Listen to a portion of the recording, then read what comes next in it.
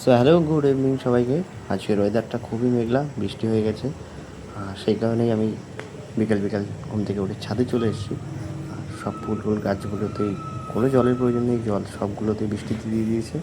আর দেখো এখানে যে ড্রাগন ফুলটা আছে, জাস্ট এটা দেখার জন্য আমার উপরে আসা। জল পড়ে একদম ভিজে গেছে। এটা যদি আরও জল পড়ে তাহলে এই গাছটার ফুলটা পুরোই নষ্ট হয়ে যাবে।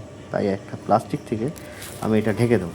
আর আশা করছি তোমরাও এইভাবেই যারা দেখছো তারা ঢেকে দেবে। আমি ঢেকে দেখাচ্ছি এটা।